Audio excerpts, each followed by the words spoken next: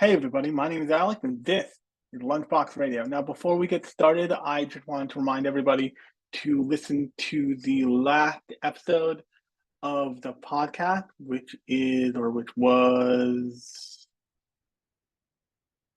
all about which was all about the which is all about the Crunchyroll Wars. So I started there a little bit. I'm doing a little something different. If you follow me on TikTok, which I will leave on the in the thing, you'll see that I'm now trying to do little video clips and record this as a video podcast, which I'm just going to check on right now. And we are indeed recording, which is good. But so yeah, so definitely go check out those clips on TikTok. I'll probably also post them to Reels on the Instagram channel, which if you're not following the podcast on Instagram, that channel is Lunchbox Radio _ podcast over on Instagram. I put stuff up there all the time, all anime related, so definitely go check that out. But definitely go check out the last episode all about the Crunchyroll Awards and really kind of my breakdown of just the function of the Crunchyroll Awards and how I think it didn't go so well. But check that out.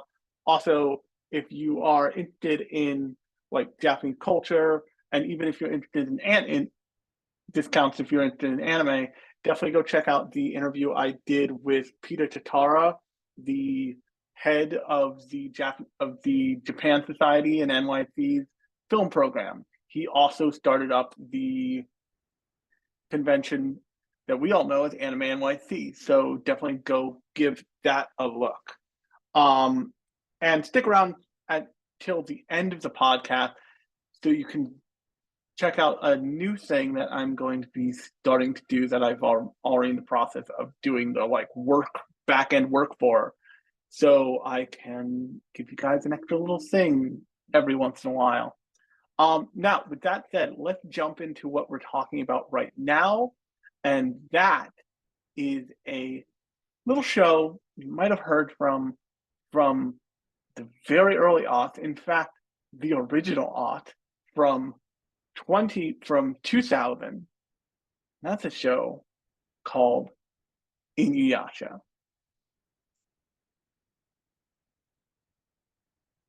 Now, for those of you who grew up in the age of Toonami, I'm in a weird place in anime fandom because I am just before.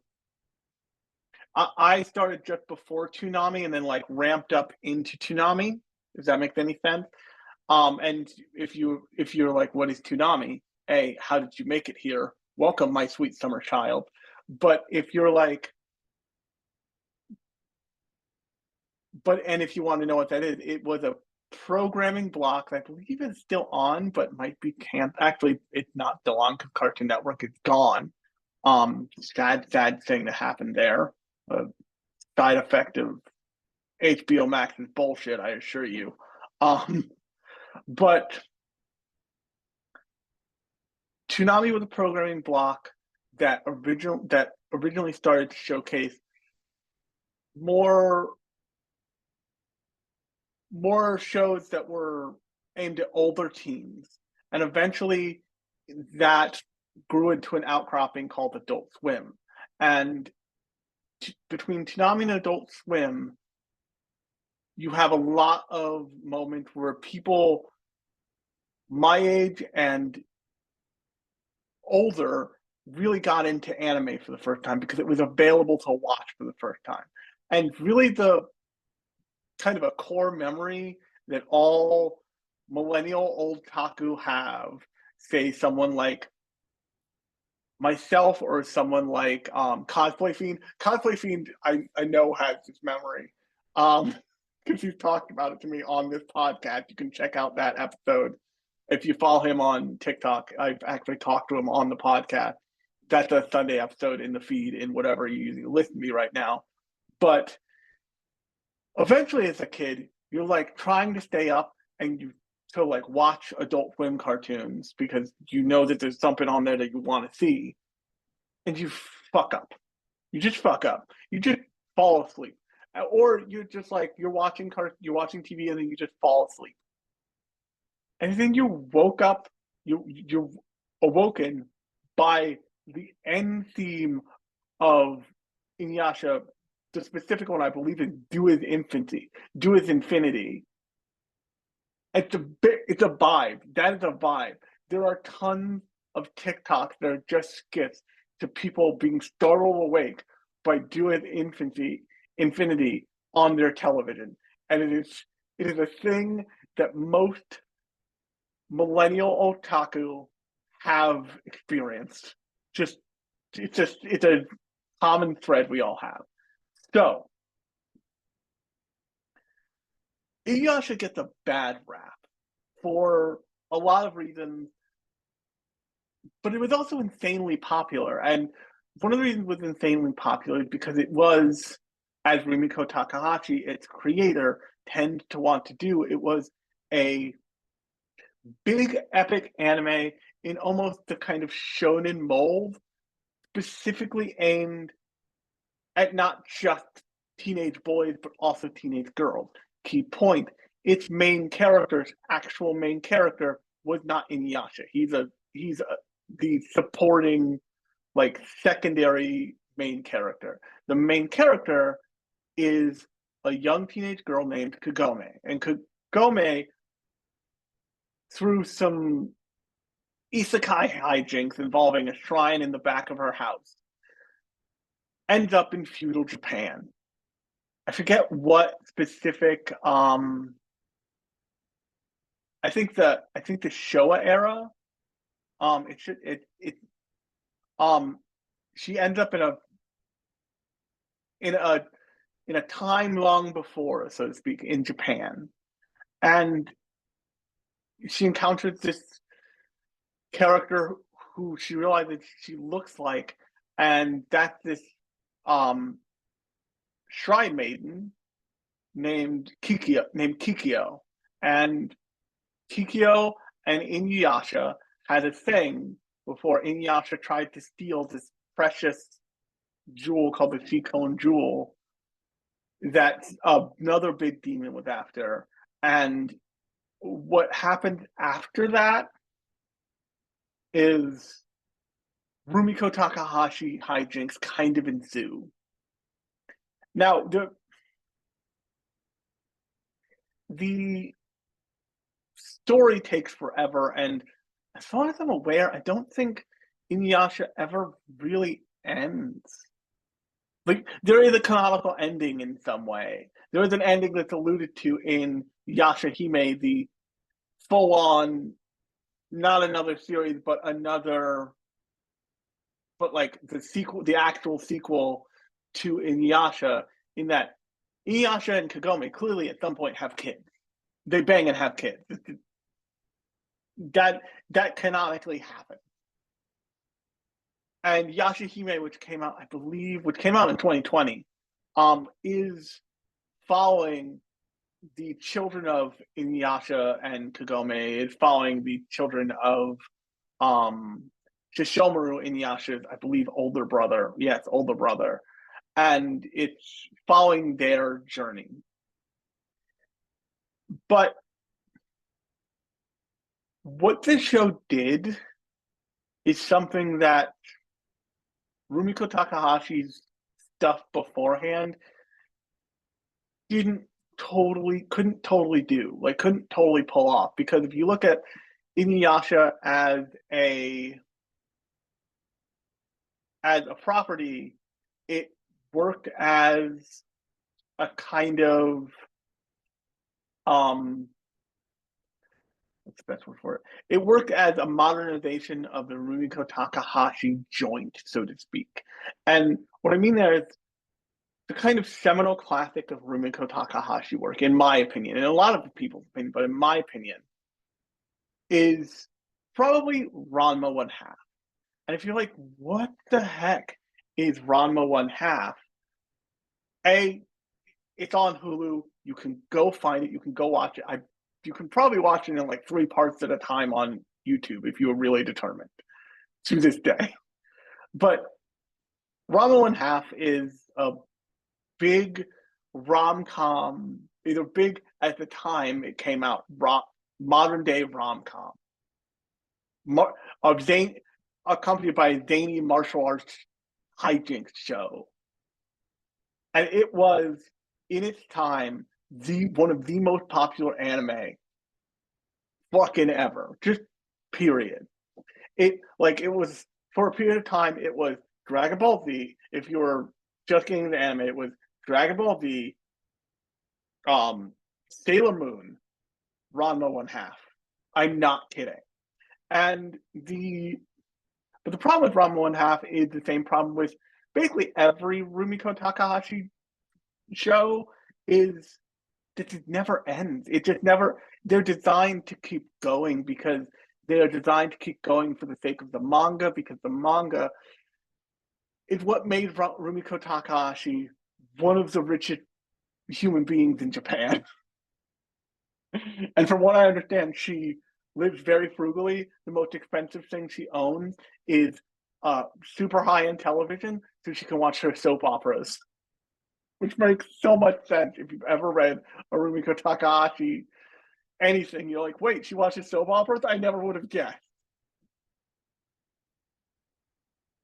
But there's a place in most otaku's hearts, old and young, for specifically Inuyasha because it has a specific brand of kind of vibe that you just kind of live in. It like this.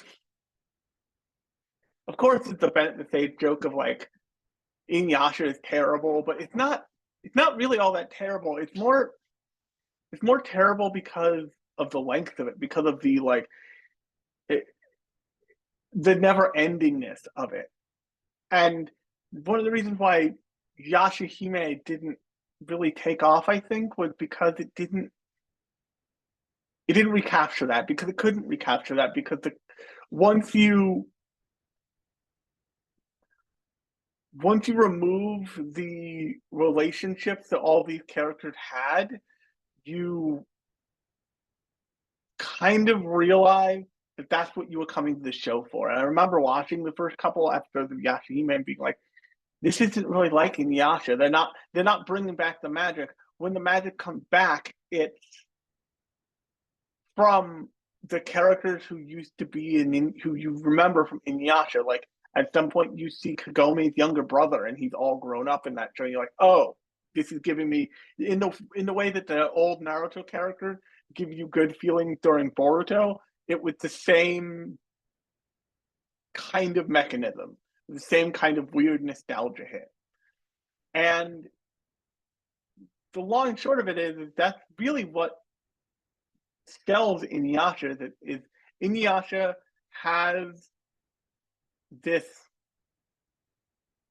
vibe that is built on its character dynamic.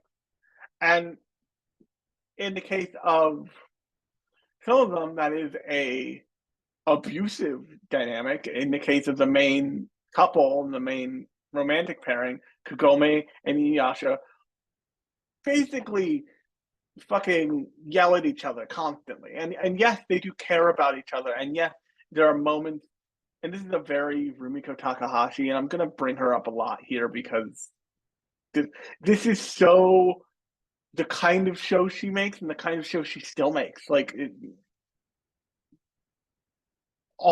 Even her more modern stuff is like this in a way. Uh, I think to be fair, it's worked for her. It got her to be one of the richest people in Japan. I fucking take your money and run, queen. But the that relationship dynamic of we care about each other, but not enough not to want to kick each other's heads in 70% of the time, or 75% of the time, even.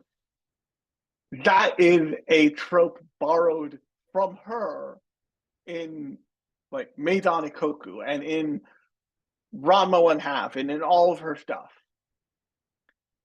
Only here they add just straight up abuse to it because for reasons, for story reasons, Inuyasha wears this necklace, which you can probably still buy.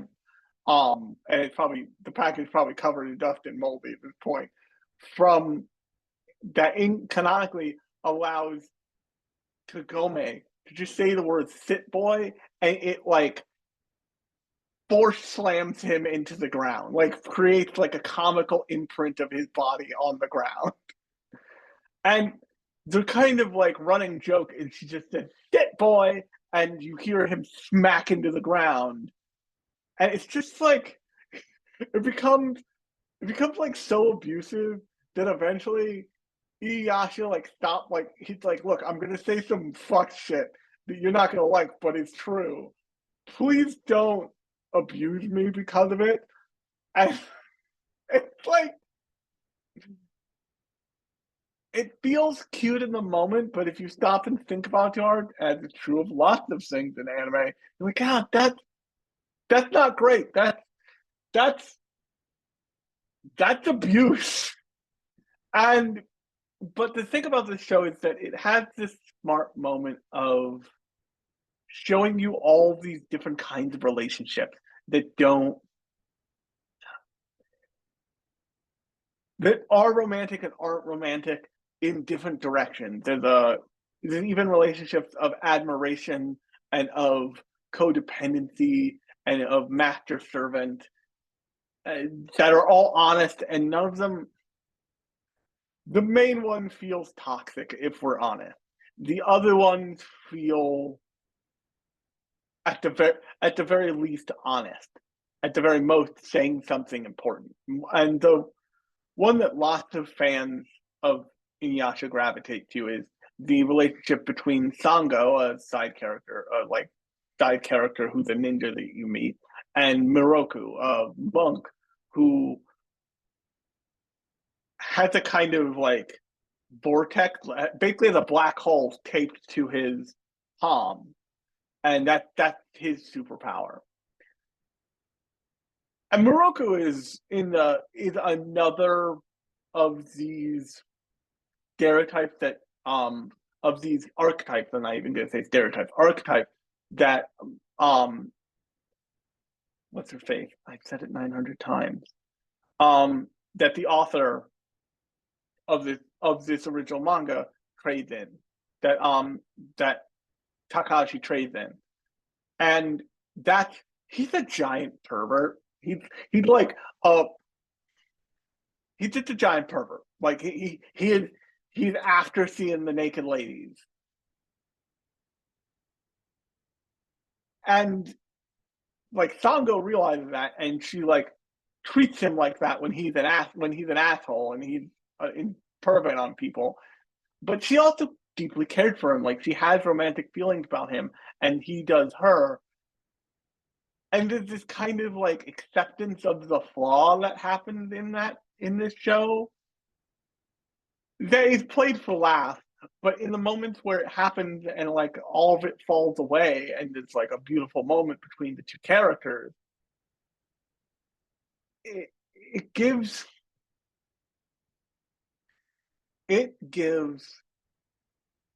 the relationship this real weight and this real three-dimensional quality that doesn't exist before. It doesn't exist not before, but um in relation to the way lots of animation treats characters and has a very can have a very one-dimensional view of just about anything.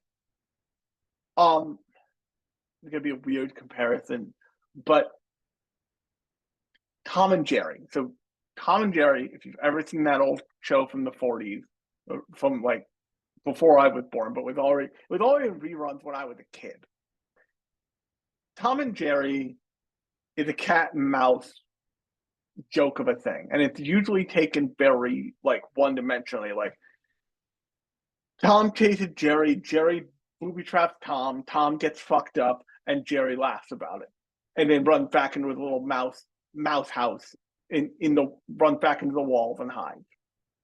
That's how it goes. There's some other stuff that comes along later, like the bulldog and like think even Tweety Bird was eventually like originally introduced in Tom and Jerry, if I had to, or like a canary situation. But if you've seen the first Tom and Jerry movie where they talk, which is unnerving enough, they like talk to each other, and like it turned out they've known each other for years, and they're like, they kind of take a break from being assholes to each other, and it in a weird way, it like on a very fundamental level changes what those characters mean to each other in relation when you see them on screen.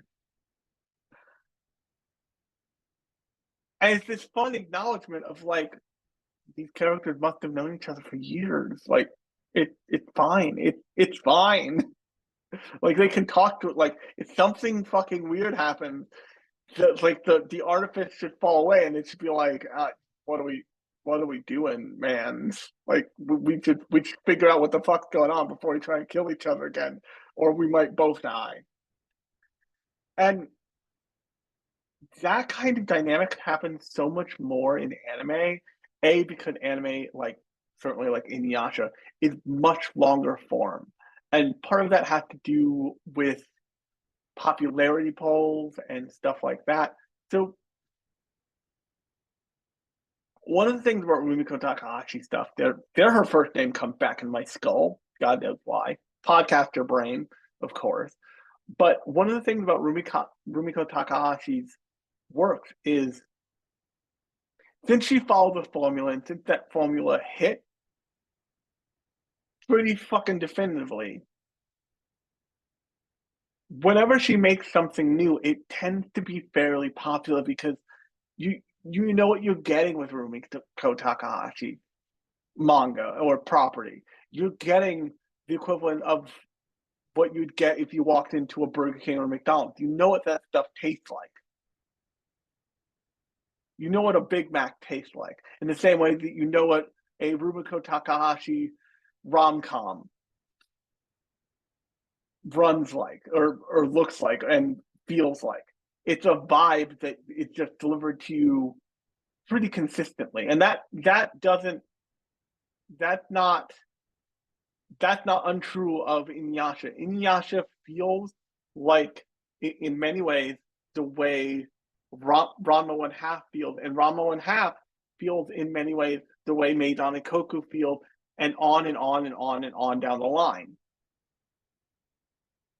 And there's another one, the one that came out in like 2018 or something that I forget the name of, but it's also Rumiko Takahashi thing, and it feels very much like the stuff that came before. And that means while there is a waning popularity there, while there is um there's definitely a curve up and down of popularity of Rumiko Takahashi stuff, there will always be a person for that. There will always be a person for whom the bell tolls, so to speak.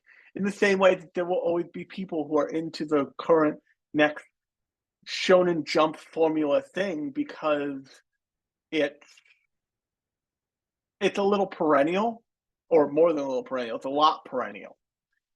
So when she makes this stuff, when she makes something like Inuyasha, when she makes something like anything she does, she goes back to it and she knows it's going to be popular because the last thing she did was popular and it's the way it goes. And so instead of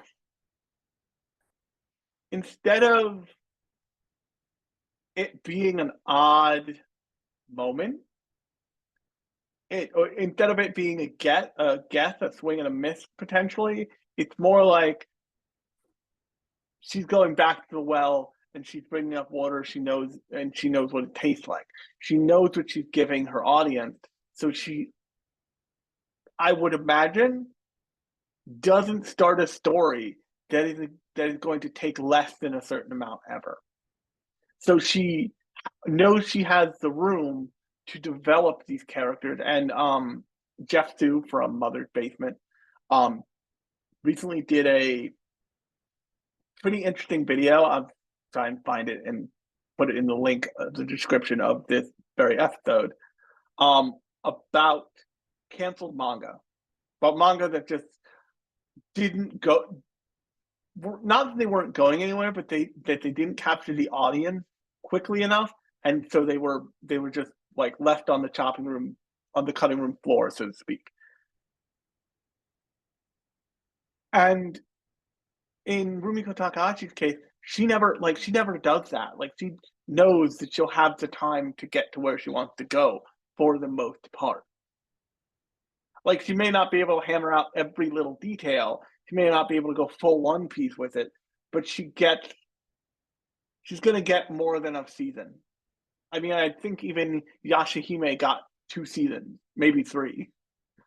So she doesn't she doesn't tend to rush her relationship, which gives which is what makes like a Rumiko Takahashi thing. Once again, this applies to all of them, but in this case, Inuyasha have the room to like take a relationship like Sango and Miroku and like pull it along and make it make sense and really get into what their relationship looks like and why they value each other in a way that like a long running shonen don't do this often because it's just not what the show is interested in. It's just not what those properties are interested in. They're interested in like, you know, pitting characters against each other. It, even in shonen that have run so long that they have meaningful relationships in them, like say a Dragon Ball Z, you don't really see what you're thinking you saw inside of what you're thinking you know about Bulma and Vegeta's relationship. Nobody actually showed you. What happened is they made it all up at Team 4-Star for Dragon Ball Z Abridged. The big relationships that you see form in Dragon Ball Z isn't even Chi-Chi and Goku. It's Videl and Gohan. And even then, that got a lot of space for interpretation there. There's no, you don't see, you see moments, but you don't see real tender moments because that's not what they're doing there. And for somebody like me who actually likes romance in his anime, it can get a little frustrating to watch shonen where they start to do romantic subplots because you just kind of know you're like, this isn't gonna go anywhere. This is gonna take so long that it's like I'm gonna get a drip feed every 50 episodes, every 150 episodes. Jesus, every 500 episodes maybe. And it's like not, it's just not what the show's interested in.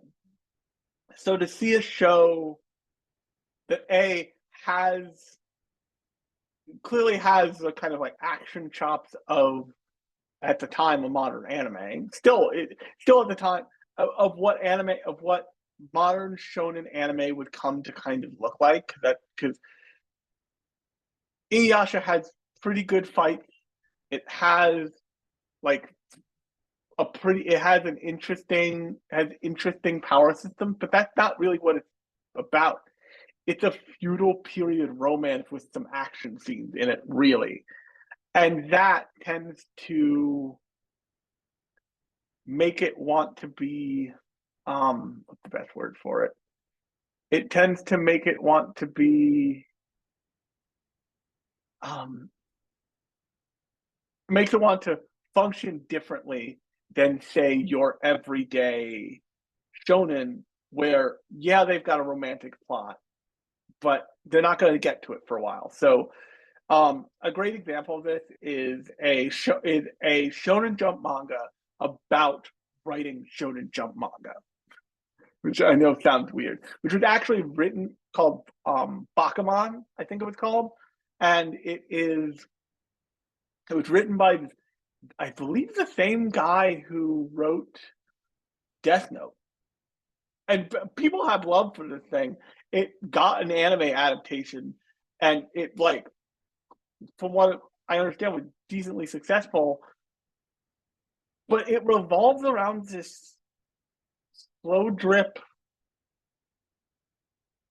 romance subplot that doesn't.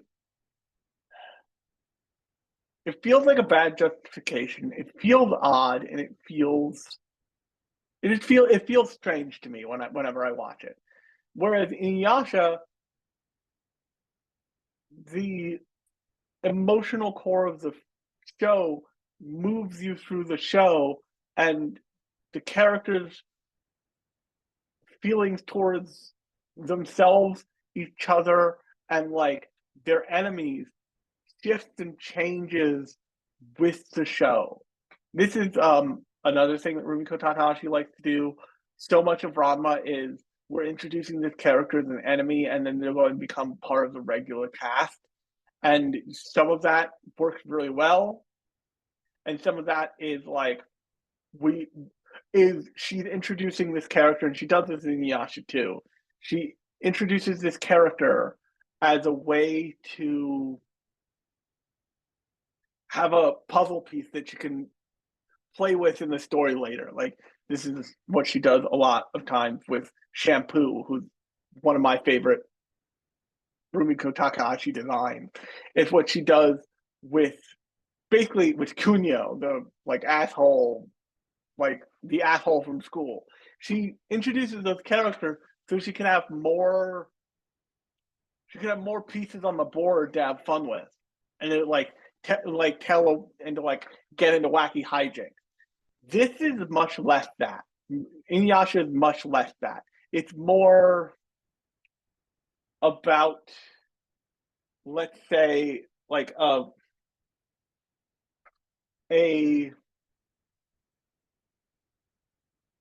It's more about we introduce all these characters, and yes, they all have side motivations, and we may take you down this strange path, but it will always lead back to the main cast and how it affects them. Um, Now I want to talk about this specific pairing for a second because I think it's a really interesting one. Shishomaru eventually ends up traveling around with this little girl. I forget the little girl's name. I'm looking for it in the um. Man, they don't give you a whole lot of character portraits in this that help you. But this little girl is eventually becomes kind of what passes for almost Shishomaru's adopted daughter, and everybody it's like what's happening here, why does and you see what's going on, what is the point of this character, and you realize pretty quickly that like Shishomaru cared for this girl, and like he he sees something that he wants to care for in this young child, and it makes him it like it like puts him off. And I'm sure I'm missing some giant story thing. And I've glossed over story things pretty intentionally because Inuyasha is so long that it would take me a ridiculous amount of time to to get through it all, so I could get through it all and be versed in it in a way that is helpful at all for breaking down the show in a podcast. Also, that podcast would be a couple hours long. But that relationship between Shishomaru and this essentially child lord is suggested to be almost sibling like or parent like, and he doesn't make her do anything. Like Shishomaru's weird goblin like underling is the one who ends up doing a lot of shit. She just kind of hangs out and is there often. It's not a it's not a relationship born out of usefulness. The relationship that's clearly born out of like something deeper than that. And they're both clearly loyal to each other. And like he makes her like, hey, get on get on the cloud, we're leaving, kid. He doesn't just leave her places. There's a cruelty to Shishomaru that is there before she shows up but it includes her after she shows up, and it includes his like weird, and this cruelty extends to Jockin, his weird, hilarious gremlin that he like, who is like his second in command, like servant, and Jockin is also subservient to this girl, and it's like oh, this girl showed up, and now this pecking order has totally changed. That's a really interesting, funny but interesting relationship moment that doesn't that doesn't um that does not happen in anime, because anime, like I keep saying in this episode, has a lot of space to explore relationships, romantic relationships, and platonic relationships alike, but it doesn't. No, name's not common. Um, it doesn't. It doesn't happen all the time in anime, especially in especially in the way that it does here, where it's so explicit that it's like this little girl is essentially moving into this, like, not family unit, but also kind of like a family unit that she wasn't in beforehand. Um, that also isn't forming around her specifically. It's more choosing to include her. Um, but I'm trying to figure out if there's anything else I want to say here. I think her name might be Mizuki. But so yeah, and as always, one of the issues with talking about any, um, especially Rumiko Takahashi show or property, is these things run for so long, and they incorporate so many characters, and they've so many layers to them, and there's so many ins and outs, because really because, like I said earlier, their popularity is so kind of finite and assured that they will always get more seasons, that they need to have that amount. So one of my favorite things about um shonen anime, about specifically long running shonen anime, actually the kind of shonen anime we used to get in the days of the big three or the big four or the big five, however many you want to count, is those shows, because they were so popular and because they were so good at printing money, had to have this insane length. And that insane length gave the story opportunities that you didn't get elsewhere, that you would never get elsewhere. And those opportunities meant that, like, you had to have filler somewhere that would eventually tell you things about the world that didn't need to be known, that just weren't things you needed to know about. So, great example of this, perfect example of this, is Naruto, especially Naruto Shippuden. It's actually Boruto. Let's talk about Boruto for a second here. Boruto, Boruto is a offshoot, a sequel to Naruto Shippuden. Naruto Shippuden is it's a sequel to Naruto. That means that you have existed 4 decades in a world completely made up. That they had to make up things like governmental structures, things like world structures, things like nationalities and countries. There is a whole village in Naruto, in the Naruto universe, that is just black people, that is primarily black. There's What I'm telling you is, imagine there is a ninja village that is basically Atlanta. Atlanta, Georgia exists as a ninja village, and it's called the Village Hidden in the Clouds. And it's great because it's just great. It's led by Black Hulk Hogan, and it's great. But in in that universe, you get all of these weird little moments because they're like running out of stuff to make episodes about, so they have to make episodes when they make episodes about filler about just the strangest thing, like an episode of Boruto centers around how the mail works in ninja villages, and is it good? Debatable. But is it like at least interesting that they're like, we don't have anything to make an episode about? I know. We'll just turn these kids into mail carriers for like an episode. And that will be an episode. Now, granted, there's a lot of downtime in Boruto. I couldn't hold on to that thing for if you have, you're better than me. Like I couldn't. But it's interesting to me that those shows that those like week that the weekly shonen shows got to that point. Now, something like One Piece doesn't get to that point because it's got so much storytelling that's clearly thought through and thought out that it just doesn't like it doesn't have the time for that horseshit. And yes, there's filler, but it doesn't feel like filler because it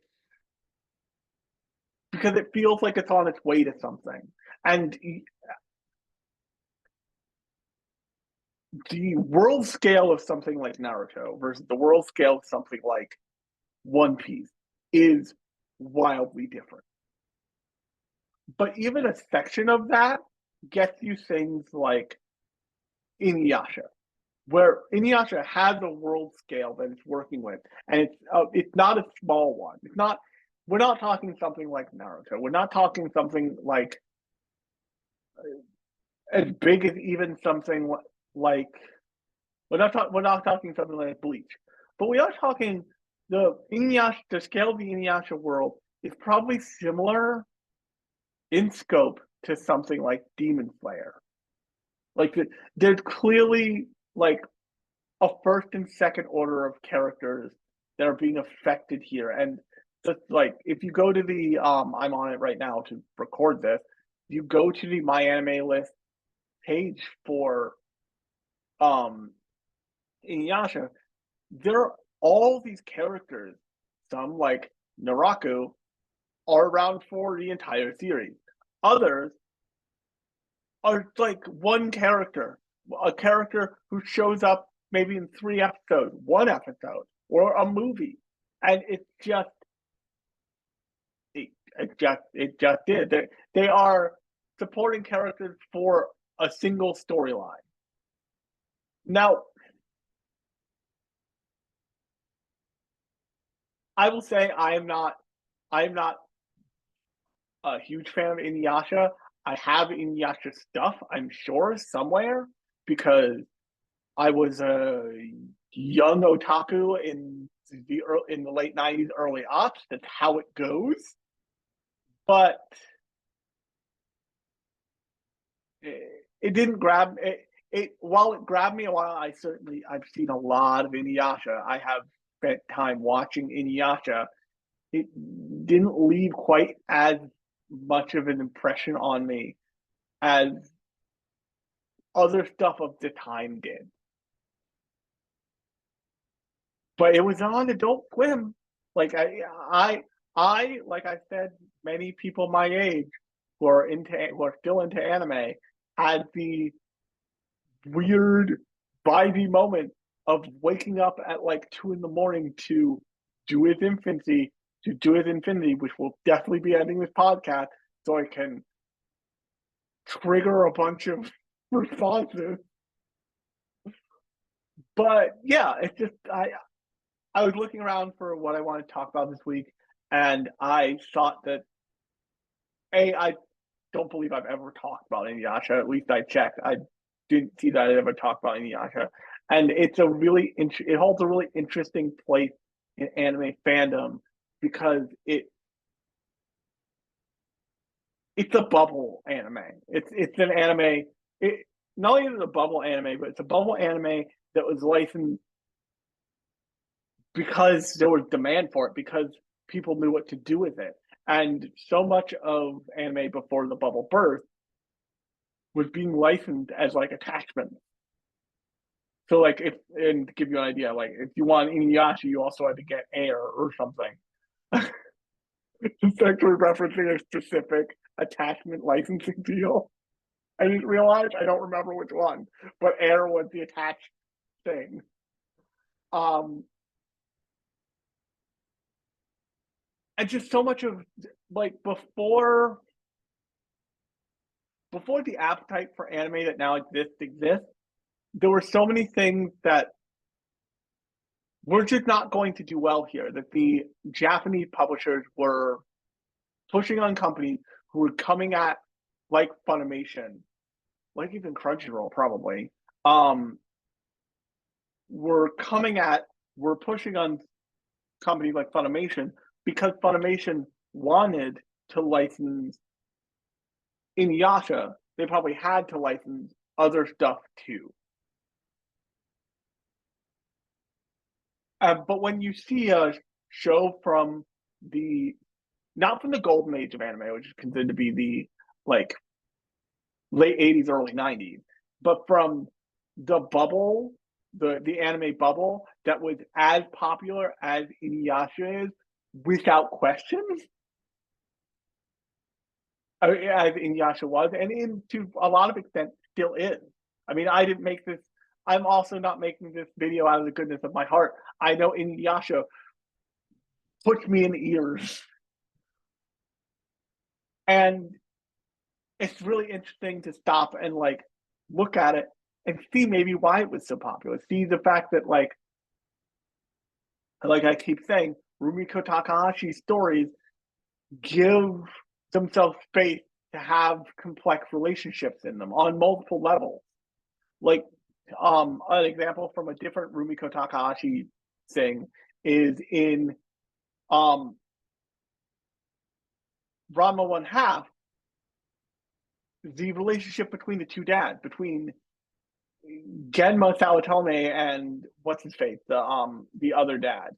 Like, they've known each other for years, and like you find out that like Hopusai, their fucking psychotic grandfather of a master, has tortured them in the same way that they essentially torture their kids. It's like a whole generational terror thing. And once again, you don't get there unless you know you have the time to like set that up and pay that off. Because the weird thing about Inuyasha is while it doesn't seem to have an ending that lots of people get to, I'm sure there is an ending. I'm sure it eventually ends. I just know I haven't seen it.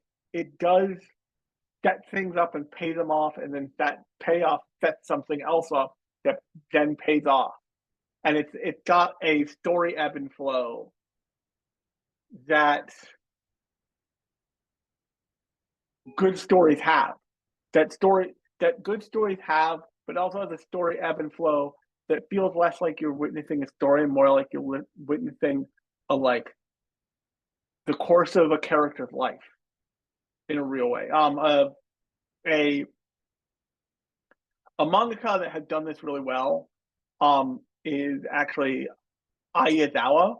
If you've ever seen an Ayazawa thing, you've kind of probably realized that lots of Ayazawa things are related, are in the same canonical universe. And probably the best way you can see this is there's a clothing brand in all Ayazawa stuff called Happy Berry. And Happy Berry starts in neighborhood stories. I think that was her first property to get an anime adaptation. There's an old anime adaptation from I think the like 90s. It feels like it's like early 90s, late 80s animation anyway. Probably early mid 90s if my brain is working correctly. But the main character in that show then becomes the side character in the next thing that's adapted from her, which is Paradise Kiss. I've talked about Paradise Kiss on this podcast. You can go check it out. And then by that point, she's a side character, like a total side character, but her little sister is a supporting character, and her older sister Miwako's older sister, Mikako, started Happy Berry, which is a like popular Lolita fashion brand. And then by the time you make it to Nana, you see Happy Berry billboards in the background shots of that show. So it gives this timeline where you could technically follow the arc of something an Ayazawa character had done all the way through to all the way through several shows. And that same idea is played out in more directly in Inuyasha. You see, now granted, and it's really hard not to fumble this. Boruto has arguably fumbled the passing of the football from Naruto to Boruto.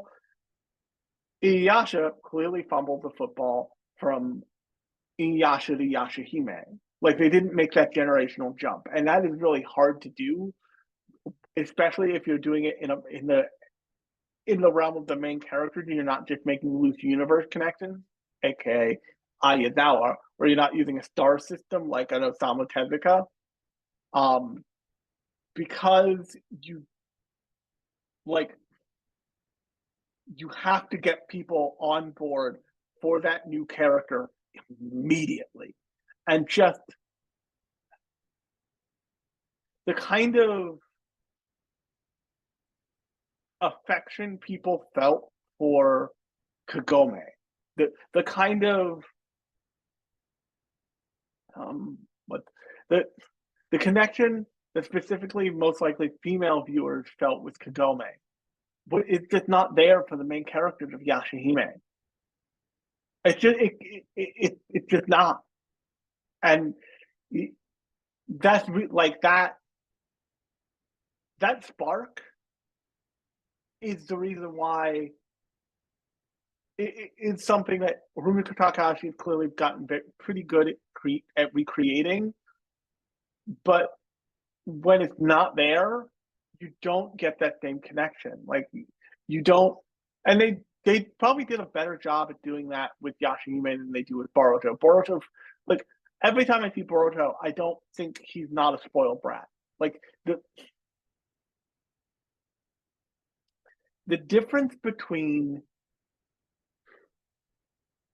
Boruto as a character and the difference between Naruto as a character is when you meet Naruto, he has no one. He is alone.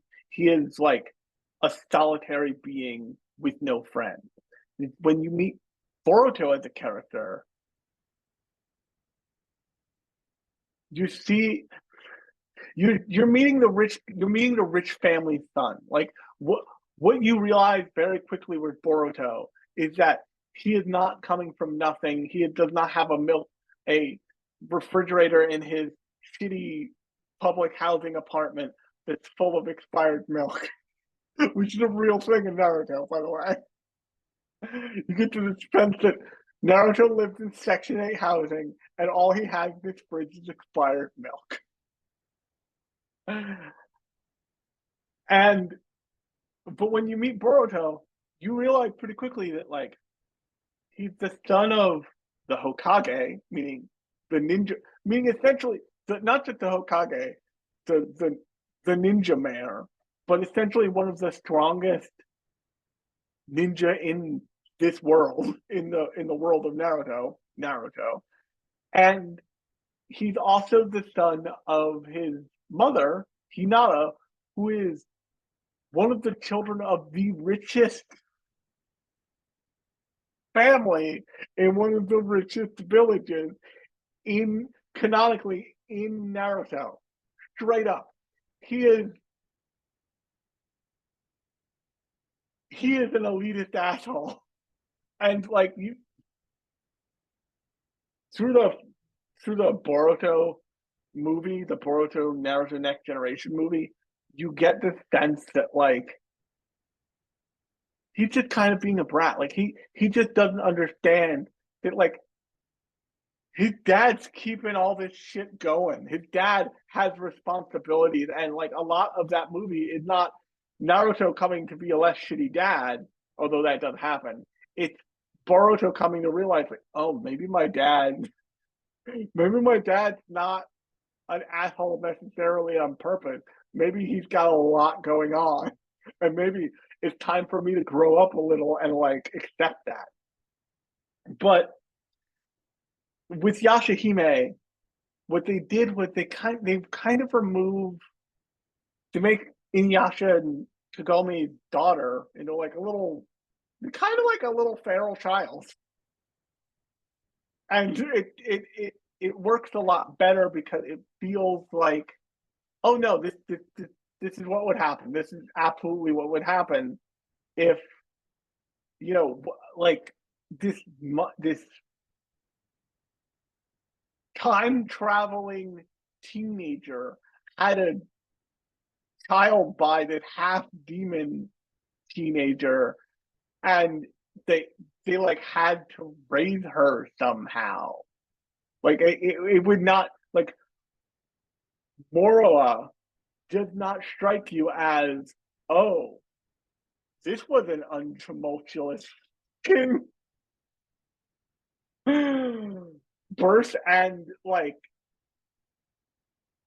universal thing. It strikes you as, oh, this this was hard. Like this kid is like a feral child in a weird way. Like shit. And from what I thought, they tried to build their own thing pretty in a pretty okay way. But it didn't, once again, it didn't hold the emotional weight that all of Inuyasha had built up, and it hit the stumbling block of, this feels like a cash grab almost.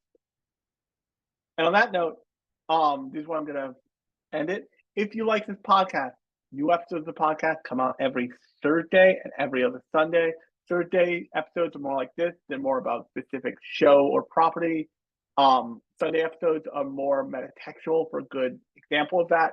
Definitely go check out the previous Sunday episode, all about the Crunchyroll Anime Awards and what I thought about them as like an awards show, not the individual awards, but as an award show, as a presentation of awards. Um, I have been Alex. This has been Lunchbox Radio. Make sure that you follow us on Instagram, which is Lunchbox Radio _podcast. And until next time, I will talk to you on Thursday.